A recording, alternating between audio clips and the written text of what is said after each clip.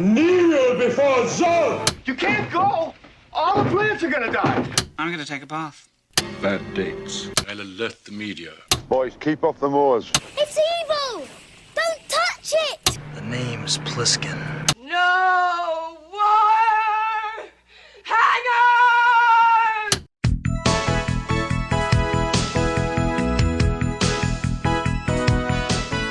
Welcome to a very special Vintage Video Patreon pick, where our patrons at the $100 tier are invited to request any pre-1980s title they'd like for a custom review from the Vintage Video team, overanalyzing what you've seen and spoiling what you haven't. I'm Patrick O'Reilly. I'm Jesse Bayless. And I'm Richard Wells. And today, Donovan Moser has asked us to review The Steel Helmet, released February 2nd, 1951. It was written and directed by Samuel Fuller and released by Lippert Pictures. February 2nd, that's Groundhog Day, isn't it? It's Groundhog Day. Again. At dawn on June 25th, 1950, the North Korean military crossed the 38th parallel to initiate the Korean War, which would last just over 3 years. Immediately, Samuel Fuller sat down for a week and banged out a script for what would become the first film about the Korean conflict, The Steel Helmet. Studios expressed an interest in the story and suggested John Wayne for the lead role of Sergeant Zack. Fuller was dead set against Wayne and brought in Gene Evans for the part. In place of an audition, Fuller, having learned of Evans' military service in World War II, tossed him an M1 rifle and said, "Cock this." By passing on Wayne, Fuller doomed the film to a significantly lower budget, but also didn't give a shit because Samuel Fuller is a badass. It cost a mere $100,000 to make, with a 10-day production schedule, exteriors shot in Griffith Park, and a cast of 25 UCLA students as extras on both sides of the battlefield. Production began a mere 6 months into the Korean conflict. And it wasn't his only Korean War film to come out that year. I think Wow. I now understand the ending of this film a little bit better. There you go. Yeah, the text at the end? Yeah.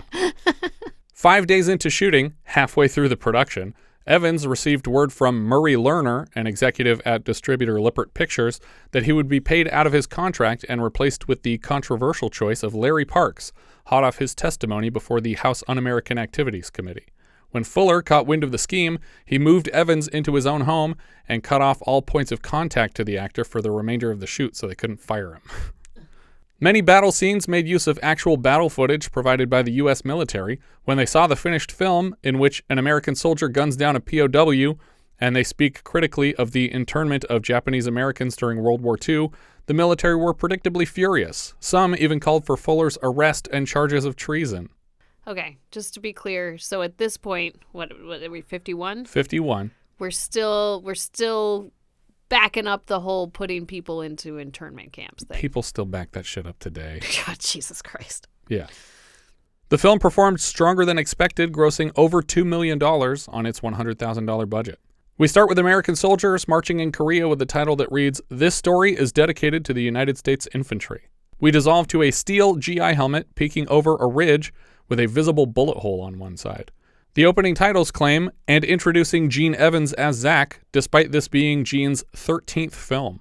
After the titles, Gene Evans stands in the titular helmet, and I assumed from the start that we'd be dealing with an occurrence at Owl Creek Bridge situation. Yeah, I wasn't entirely sure what was going on here right from the get-go. Yeah, and it's What does that mean? It's a Sixth Sense. It's a this guy's been dead the whole time situation. Because there's a few moments where it's ghostly quiet and he seems in a trance. Mm-hmm. And even shortly in a minute here, like the music's all big and triumphant. All of a sudden the music just cuts out. Yeah. He crawls slowly over a hill, and we see his hands are bound behind his back. He appears to be the only survivor of an entire dead patrol who were all shot execution style in the head. Zack stops moving just out of reach of a hunting knife in the grass when he hears someone approaching. We cut to the bare feet of a young boy carrying a rifle down the path. Zack plays dead, and the boy points the rifle at his face. In an insert, we see this is a young Korean boy. He sets down the rifle and listens to Zack's chest for signs of life, and then rolls the man on his face before cutting the binding of his hands with the knife. At first, I thought he was just trying to steal his backpack. Yeah, I thought he was like scavenging. Yeah. But I was also, he's not a very convincing corpse. He's like twitching a lot, and yeah. Yeah, it's like these.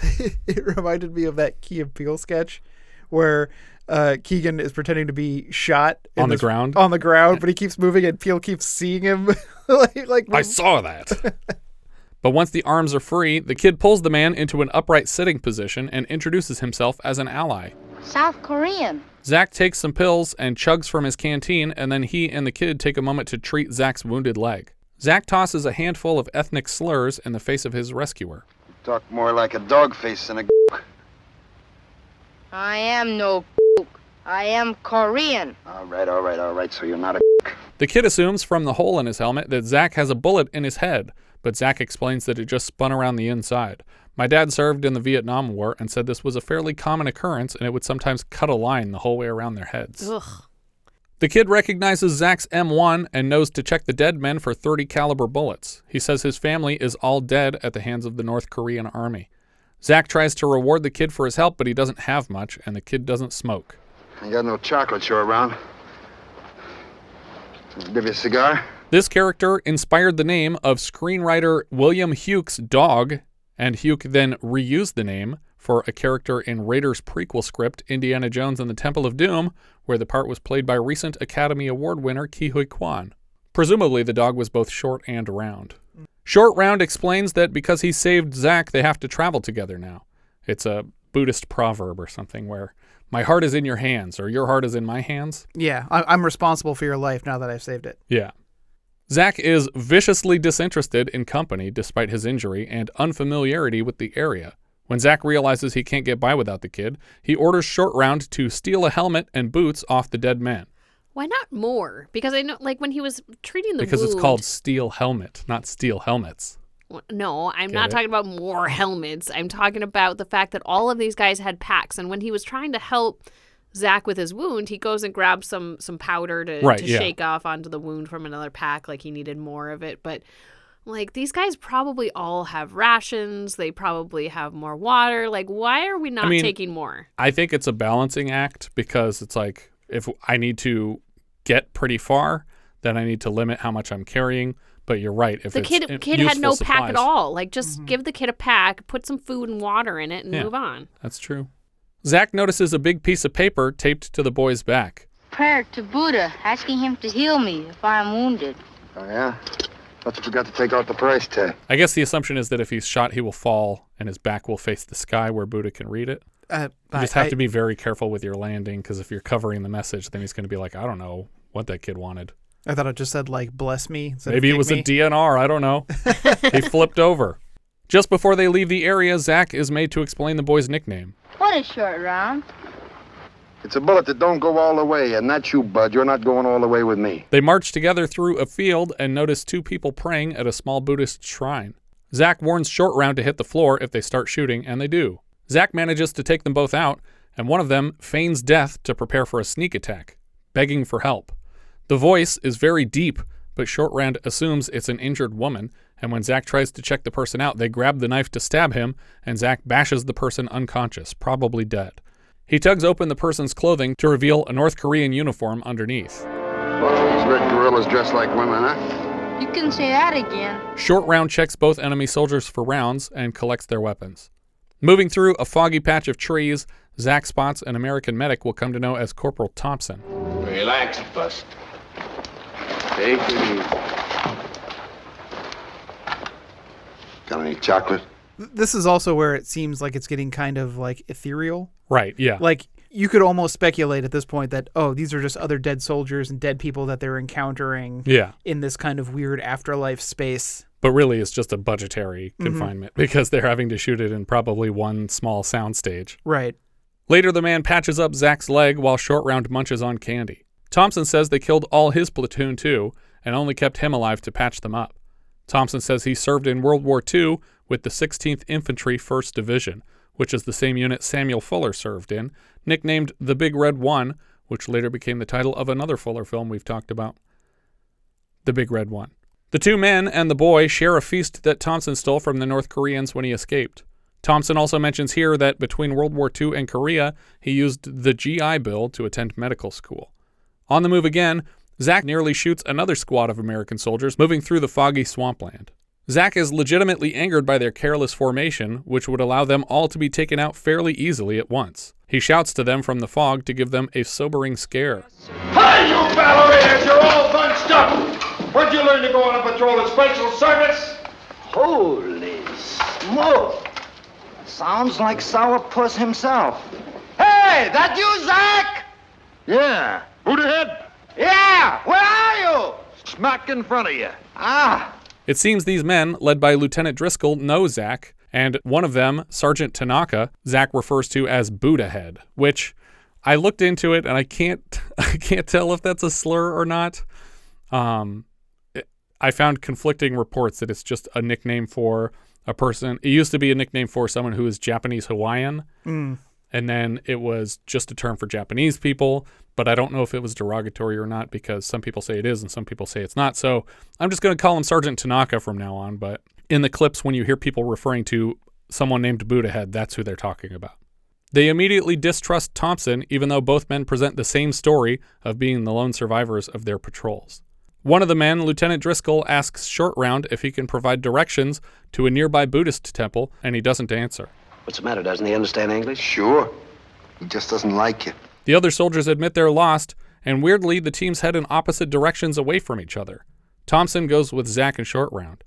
Sometime later, shots ring out, and Zack picks on the lost squadron for the effeminate sound of their return fire. Like he's like, oh, they even shoot like ballerinas. We cut to the lost soldiers and see one of their helmets getting knocked off their head, revealing a bald skull. Or a bald head, I guess. Yeah. A bald scalp. Just a skeleton head. Yeah. This is Skeletor. We'll come to know him as Corporal Skeletor. Zack meets up with Tanaka, and they move forward together to locate the hidden snipers.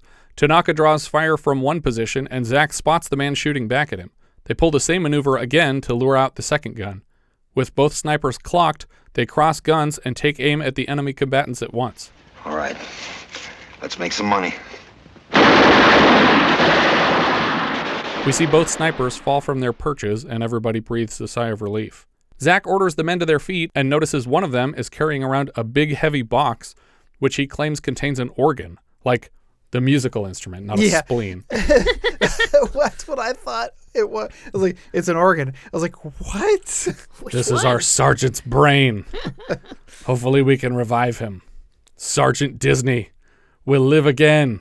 This is a harmonium, right? Sure. I don't know. They call it an organ in the film. Zack wants to see inside, and the man shows him the keys on top. The box says Fat Paul on the side. That's you, Fat Paul? It belonged to Father Paul, the chaplain. The HER was burned off in a fire. My name's Brodie. Do you guys recall the last time we saw letters burned off the side of a box in wartime? No. I'm going to say Raiders of the Lost Ark. That's right. Oh, ha! Okay, fair enough. Because the instrument totally fills the box, the soldier carrying it, Bronte, has to carry ammo looped over his shoulders like a scarf. Zack goes up and down the line, picking on everybody, and eventually finds the bald kid. Who scalped you? I lost all my hair when I was a kid. Yeah, how? Scarlet fever. I wanted him to say, oh yeah, where? If I knew it wouldn't be lost. The last man in line, Joe, doesn't talk. Zack chews on a spent cigar like it's fucking beef jerky while he looks around for more stogies. I'll never understand that. It looks like he's eating it. All of these characters who just gnaw on wet, gross cigars in their mouth. It must just be like sopping wet with I feel spit. like if I gave him a Snicker bar, he would just start eating it in the wrapper. That's what it looks like to me. It's like, why are you doing that? There's paper around that. I mean, is it? Because I don't smoke, and I don't. I definitely don't. You're not supposed to eat it down to the ash. No. Yeah, no. I mean, but is this like a thing? Like, are you getting any kind of like nicotine? It's or a any thing kind in of... old war movies. I mean, I would guess chewing on the leaves probably does get some of the chemicals in your mouth. It still just looks really gross. Imagine it lasts longer than smoking it that way, and perhaps you're not giving away your location by not smoking it. Maybe. The next day, they're walking down a path and dive into the bushes on either side when they cross paths with a large group of South Korean villagers. They spend almost all day making sure they aren't secretly enemy combatants before continuing their march. They stop for a break when Tanaka spots a crop of watermelons off the path. Like, they're just like within a few steps, there's watermelons growing on the side of this dirt road. Well, see, I was immediately like, oh man, do not cut open those melons. Because I thought they were booby-trapped melons. Like they just planted them here? Well, Well, because I will be vindicated in the next scene. Yeah. But I was like, oh man, I bet they left these melons and they're filled with grenades. So when you cut them open, the pins. How would you not notice that? I don't know. What kind of shitty magician? I think you just put the landmine under them and then it triggers it. No, you painstakingly build a grenade inside of it like a ship in a bottle. No, you blind. You carve out the hole. Exactly how long is this melon going to last after you cut a hole in it and leave it outside? I'm not an expert. I'm just saying. I would say maybe 15 minutes. But, I mean, watermelons have a lot of what's called water in them, right? Mm-hmm. Don't they have to grow in a river or very close to a river? These are desert watermelons? My knowledge of where the watermelons grow comes purely from Raffi. Okay. Did you ever see a bear combing his hair?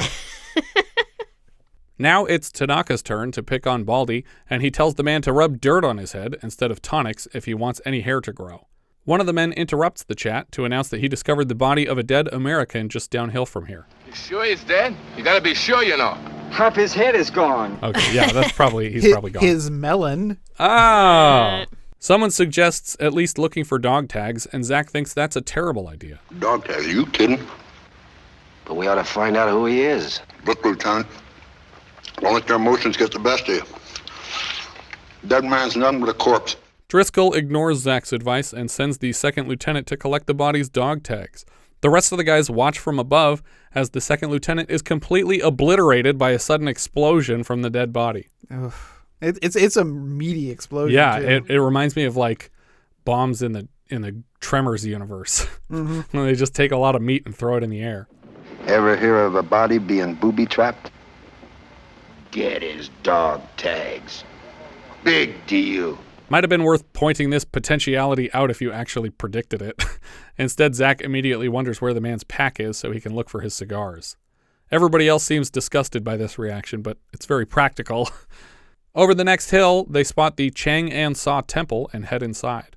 The camera pushes up close on a balcony on the second floor, and we see a North Korean soldier watching the men through binoculars. The Americans approach cautiously. They decide the building is abandoned and set down their weapons inside. Short Round walks to the center of the temple and lights the candle before the golden Buddha statue and prays.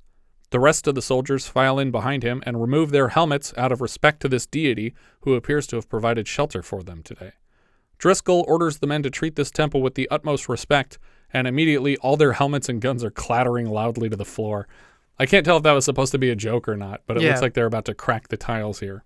Zack orders Short Round to bring his helmet and boots from the porch to avoid signaling their presence here, and then he limps around the temple a bit. From the top floor of the temple, Driscoll is relieved to find that he is able to keep an eye out in all directions, but it's still very foggy outside the building. The men get the radio working, and their orders are to capture a POW. Zack decides to have a chat with Joe, the soldier who doesn't talk, manning the gun downstairs. While he looks for Joe, we spot the North Korean hiding in a stairwell. Didn't you hear me calling you? Joe shakes his head. Yeah? Well, jackass yourself inside and stay there. I don't want any movement on this porch. Did you hear that? Joe nods. Zack tells Joe he had a friend in the Kazarene Pass who was killed suddenly because he refused to make a sound. We saw reenactments of the battles in Kazarene Pass in the Big Red 1, with tanks running over the holes soldiers had buried themselves in. Joe doesn't seem swayed by Zack's anecdote. After he leaves, Joe whispers in a donkey's ear. Because there's a donkey here. I don't know if I mentioned that. I think they took it from the people that the walked Koreans by. that they searched. Because they were like, sweet, a donkey. I think they got 2 of them. Oh, shit. Noah style. Gonna repopulate the earth with donkeys. In case we're the only people left. The men sit down to have a meal together on the floor when suddenly Driscoll leans forward and accidentally pulls the pin from a grenade on his belt. Like, how are you sitting that you just leaned forward and pulled the pin out of a grenade on your belt? Yeah, I was discussing this scene with my dad. Granted, his experience was from the Vietnam War. Sure. But he was saying that would be pretty difficult to do given the shapes of the pins, at least that he had in Vietnam. Yeah, I feel like they're probably not designed to do that and just catch on things randomly. He says that they're kind of flared on the other end so that you have to give them a tug and it bends the metal kind of out as you pull. The only thing I could think of would be that all the walking eventually jiggled it loose, and then it just fell out when he leaned forward? Okay. I mean, that's the only thing I could think of. Yeah. Tanaka leaps into action and manages to repin the grenade before it explodes. Zack orders Bronte to play Auld Lang Syne on the organ. Do you guys recall the last time we heard Auld Lang Syne? New Year's? It was. Evil? It wasn't New Year's Evil, but it was New Year's Eve. Because that's when you sing it. What other movies had New Year's in it?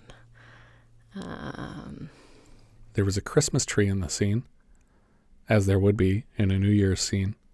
Evil Santa movie? A very big Christmas tree. Poseidon Adventure? The Poseidon Adventure. Oh, there you go.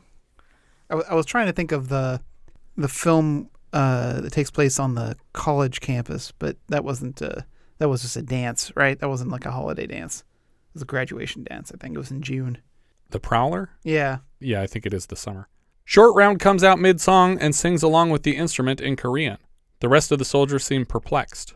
At the end, he compliments Bronte's pitch-perfect performance of the Korean national anthem. Up until 1936, the Korean national anthem was traditionally sang to the tune of Auld Lang Syne, but in 1936, 14 years prior to the events of this film, An Ek Tai composed a new original instrumental for it. But this kid was still familiar with the old version, I guess. That night, we see Short Round writing a new prayer to help Baldy's hair grow. Tanaka rubs a few handfuls of dirt into the man's scalp for good measure. Upstairs, Joe has been left as a lookout. I would probably make him a daytime lookout. Yeah. Since he doesn't talk and would thus take longer to wake everyone. The North Korean soldier reappears and jams a bayonet into Joe's back, just as Zack predicted, and Joe shares his precious few words for the film. No. Oh, no. Please. Oh, no. Lying on the floor, Zack and Thompson are annoyed to recognize that Baldy's snore sounds exactly like incoming artillery, and they slap the man awake. Yeah. I really liked that. It's a great sound effect for it. Hey! What'd you do that for? What'd you do that for, huh? What'd you do that for? You were whistling in your sleep. You sound like a shell. It ain't my fault I breathe like that. What do you want me to do, stop breathing? Zack sends the kid upstairs on patrol, and there he finds Joe's dead body before screaming down to the guys. They locate one locked door, and Zack shoots it full of holes. They don't find the man inside, and later take shots at a silhouette, only to find out it was actually Thompson, but thankfully they missed him. They convene to discuss a search plan on the ground floor, and we see the North Korean drop a stick grenade down on them from above, but it doesn't go off. I couldn't tell what it was when he dropped it. It wasn't not until like a scene or two later when they're holding it in their hand. I was like, oh, that's what he dropped? Yeah. I thought he was intentionally getting their attention, and then it seemed to backfire. I was like, oh no, he just had a perfect shot to kill all of them at the same time, and he messed it up. Zack runs upstairs and only finds a statue of Mahakala. He fires on it, and the North Korean collapses to the floor from behind it. He's injured but not dead.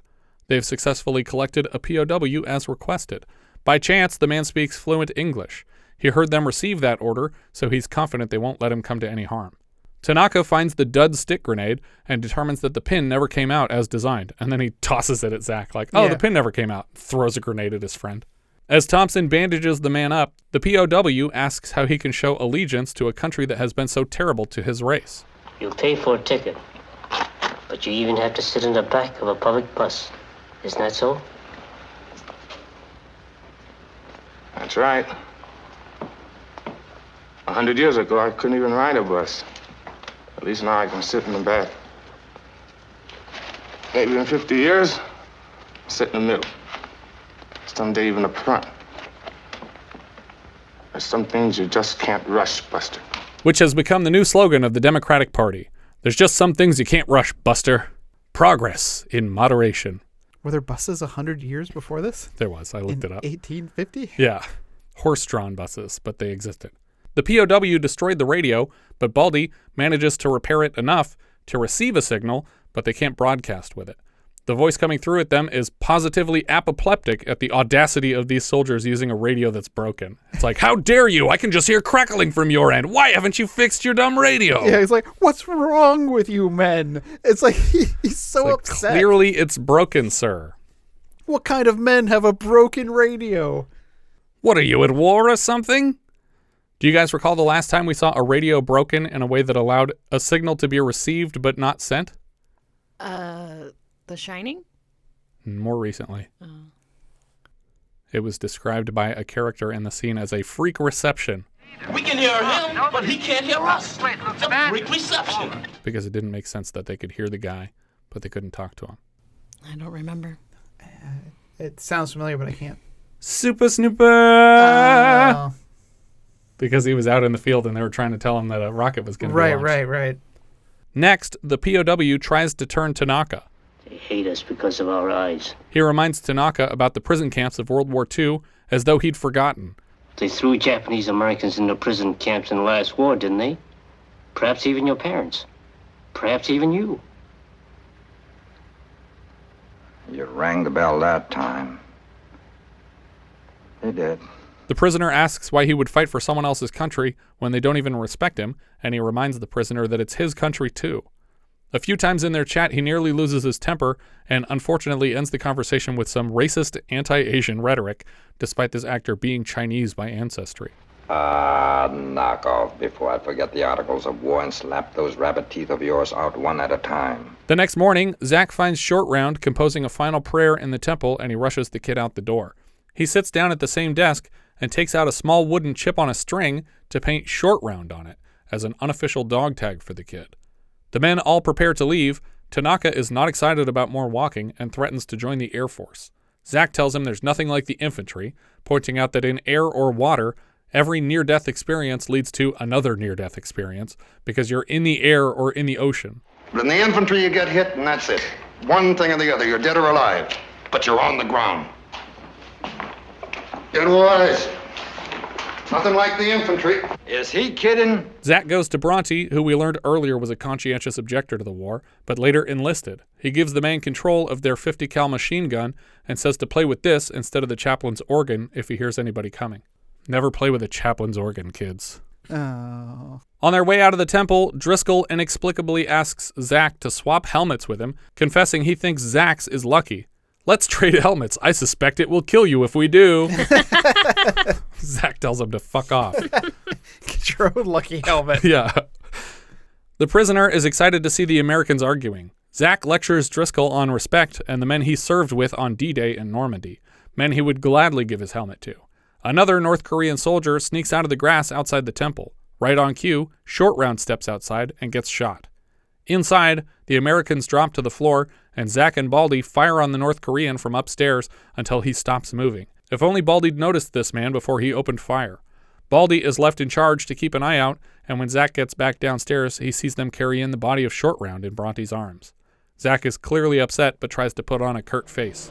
It's his own fault. Told him I didn't want any kid tagging along.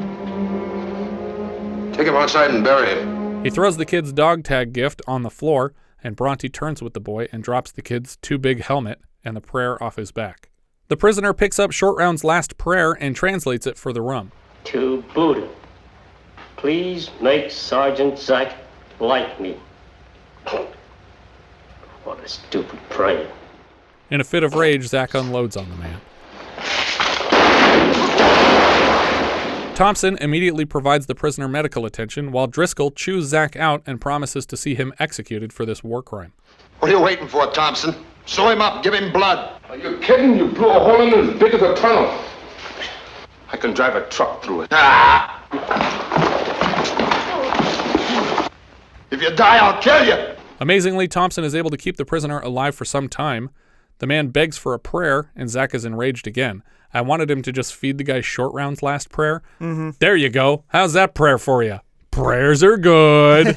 Is it going down nice? Thompson slaps the guy on the forehead with a Buddha bless you, and he drops limply to the bench he's been laid across, so he's dead. And that's it.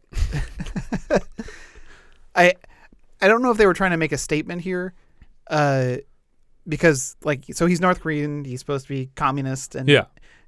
And obviously he finds the concept of prayer stupid, but when he's on his deathbed... I think he thought it was stupid because this was a South Korean kid praying for acceptance from the Americans, which he was like, you shouldn't need that.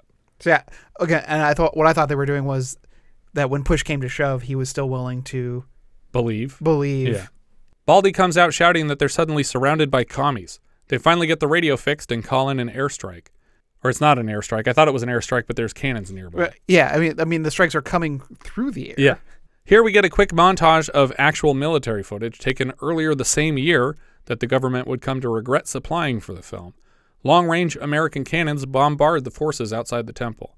Eventually, enemy fire is demolishing the temple around them.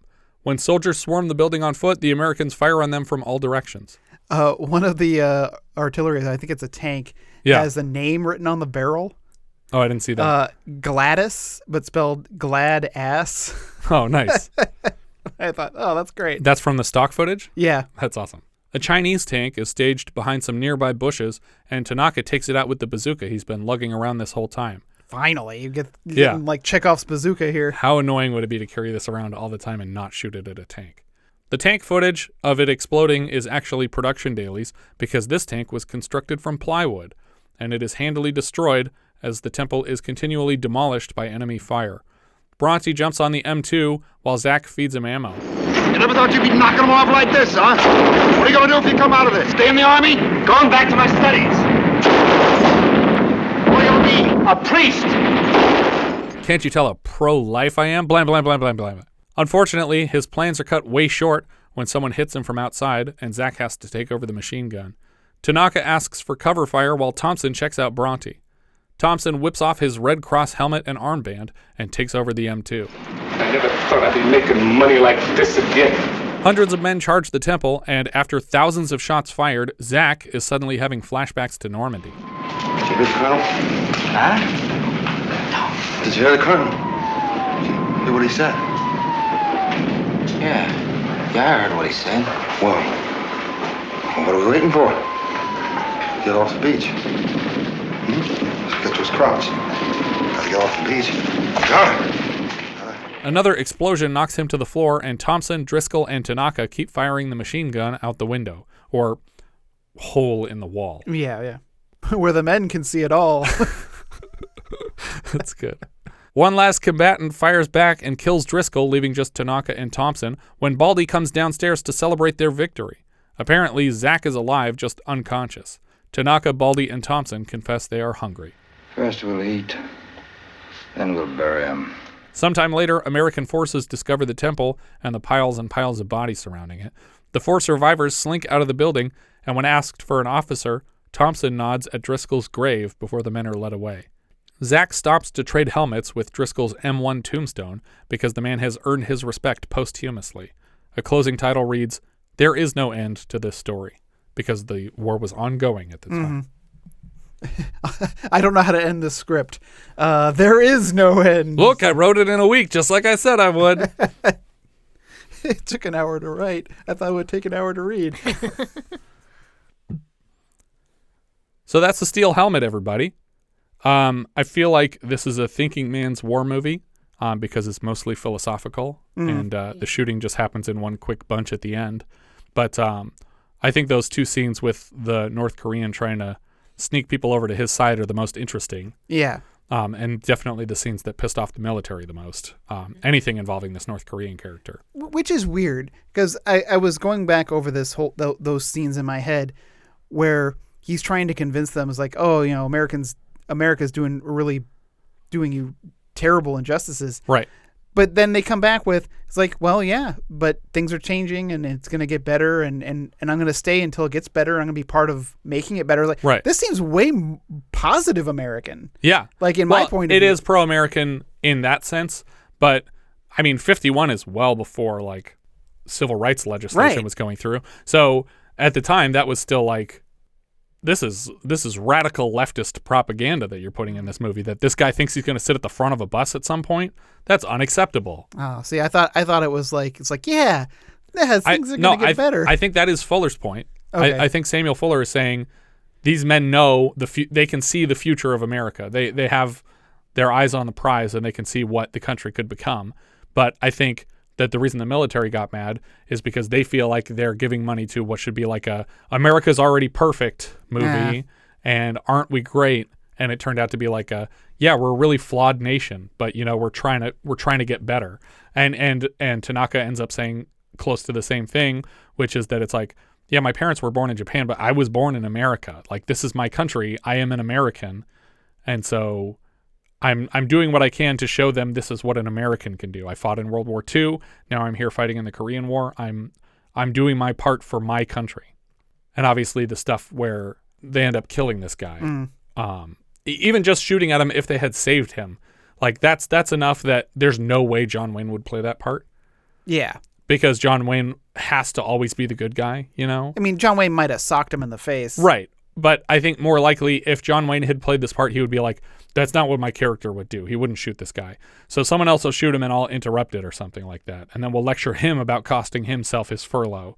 But it won't be me that did it, because then that'll leave a bad taste in people's mouths. Well, like the Sands of Iwo Jima, where the guy like took a break and the guys got killed, so John Wayne beats the crap out of him. Exactly.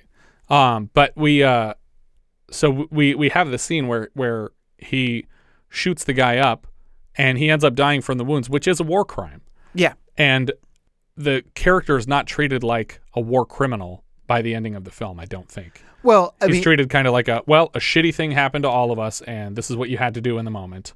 Even though he didn't have to do it, he was doing it because of emotions. Yeah, and I don't think anyone who's left with Thompson would judge him or Thompson, Baldy, and Tanaka, they're not going to say shit. Yeah.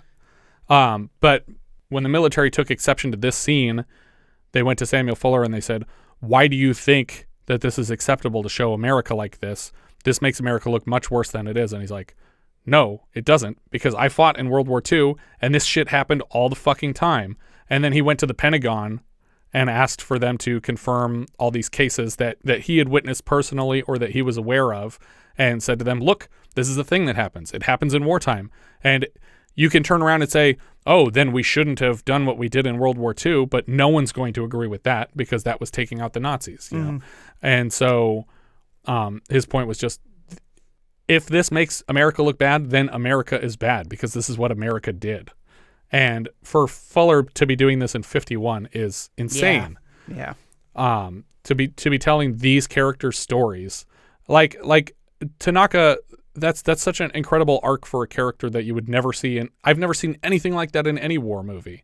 Not before the 90s anyway. Like I just feel like getting to the point of like, why are you fighting for this country if this country isn't fighting for you? And for them to come back with honest answers for why they're doing it. I just feel like he treated each of these characters with a lot more respect than they would ordinarily get. Mm-hmm. But I think it's a thumbs up for me for that reason alone, because Fuller did a lot of things that I think would upset audiences, but audiences still reacted to it like it was a good movie. And it was low budget, so it got a lot of play it's a B war movie. You know, it's very cheap, but it doesn't look so cheap that, I mean, obviously the Blu-ray looks gorgeous. I'm very impressed with the print that survives. Mm-hmm. Yeah, I think I agree. I would give it a thumbs up in so much as I don't like war movies that are a lot of fighting. There's not much fighting in this. Yeah, it's mostly talking. It's mostly about the other things, and it does not feel like propaganda in the way that a lot of the other movies at this time felt. Yeah. It's not a John Wayne movie, and I understand why he pushed back so hard against that, because that they would have changed a few things here and there, and John Wayne would have been uncomfortable with, treating minorities respectfully, because that wasn't his thing either, especially in the 50s. So that's crazy. I mean, he tried to pick a fight with Sacheen Littlefeather. He tried to pick a fight with her on her way out of the Oscars because of what she said about America being racist against Native Americans. And it's like, yeah, John Wayne, you're a big part of that because you've been on screens shooting at them for decades now. Oh, well, it's a thumbs up for me as well. I had never even heard of this film. Yeah, and me neither. Going into it. And my father hadn't either. He didn't watch it with me, but I was talking to him about it because I found it rattling in my brain, much like the bullet. I was just thinking just about looping around your head. Yeah, I was just thinking about it a lot, and I was like, yeah, this movie made me think things. Yeah. And I appreciated that. Our writer-director here was Samuel Fuller. This is a very early directing credit for him. This is one of his first 3 or 4. He has writing credits dating back to 1934. He wrote Merrill's Marauders, and he wrote Targets for Bogdanovich. He directed The Naked Kiss, Shark, White Dog, and Falkenau, the impossible documentary of a concentration camp. That's the one where he literally got the footage of the concentration camp being liberated by American forces, and then the scene is reenacted in The Big Red One. Right. We've seen his work previously directing The Big Red One. The music here came from Paul Dunlap. This is only his third composing credit. He later scores Big House USA, I Was a Teenage Werewolf, I Was a Teenage Frankenstein, Cyborg 2087, and so far for the show, Gorp, which, coincidentally or not, also features footage from I Was a Teenage Werewolf. That's the movie that they're watching on like Parents Week or whatever. But it's unclear to me if he's getting the credit for music in that section of the film that they used, but he's the only credited composer on the film, and there's other music in that movie. So it's possible that he just happened to do the music on that and was like, hey, I have this old film that I did if you guys want something to show for this scene. Yeah, like, and I can give you the rights to the music because maybe. I'm the one who wrote it. Yeah. Cinematographer was Ernest Miller. He has DP credits back to 21. I didn't recognize many of them before 1932's The Last of the Mohicans, but it's mostly Westerns.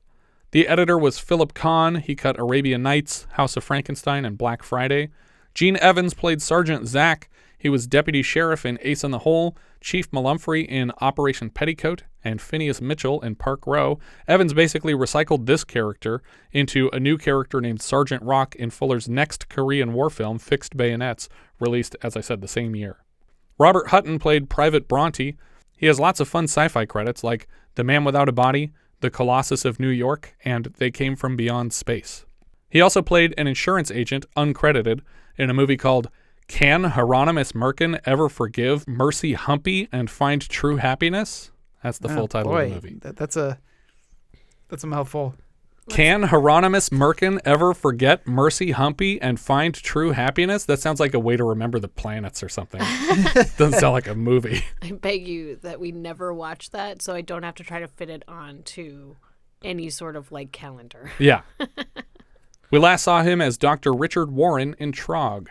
Steve Brodie played Lieutenant Driscoll. He was Fisher in Out of the Past and Chief Budge in The Caine Mutiny. His only 1981 title, Frankenstein Island, will be getting a minisode eventually. James Edwards played Corporal Thompson. We saw him last as Corporal Melvin in The Manchurian Candidate. He's also Sergeant Meeks in Patton and a track parking attendant in Kubrick's The Killing. But yeah, Melvin in The Manchurian Candidate is the only other guy who's having the same nightmares that Sinatra is. He's the sweetest, most kindest man I've ever met. Exactly. Richard Liu played Sergeant Tanaka. Later he shows up in Around the World in 80 Days, Which Way to the Front, and he's high fat in The Man with the Golden Gun.